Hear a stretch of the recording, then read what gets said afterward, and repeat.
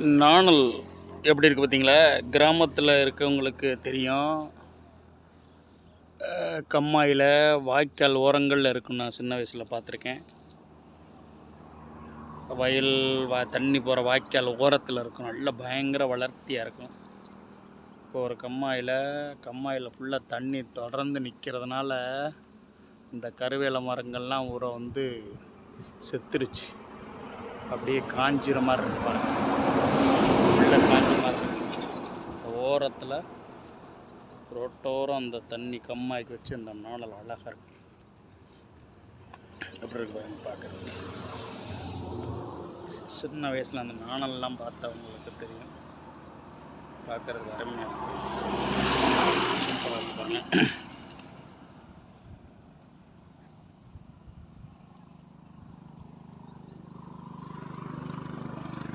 Super அழகாக இருக்கு பார்க்குறதுக்கு. எல்லோருக்கும் வணக்கம் வணக்கம் வணக்கம்.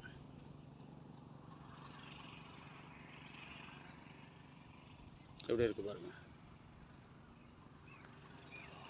உள்ள முக்குளிப்பான் சத்தம் கேட்குது.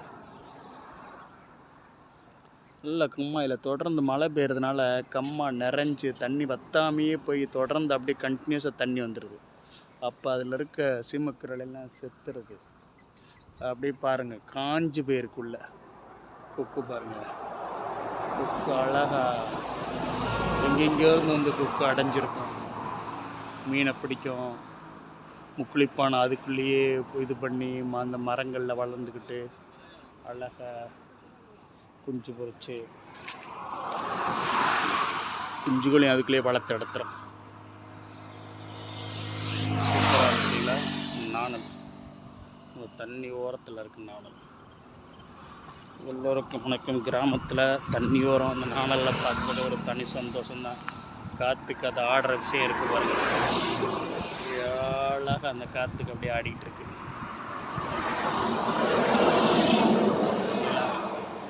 கம்மாயில் எல்லா மரமும் உள்ளே இருக்க சீமக்கரல் எல்லாம் செத்து போயிடுச்சு பாருங்கள். நான் தொடர்ந்து தண்ணியிலே அதிகமான தண்ணி இருந்தாலும் பிரயோஜனம் இல்லைல்ல. அதனால் அதிகமான தண்ணி இருந்தால் அந்த அழுகி போயிட்டு அந்த வேரெல்லாம் இதாகி அப்படியே செத்துருது.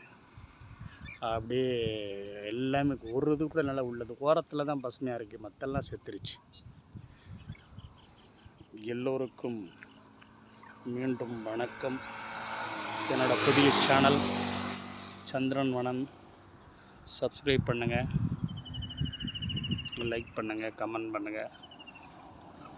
Thanks to all of you. Thank you. Thanks for subscribe. Thanks.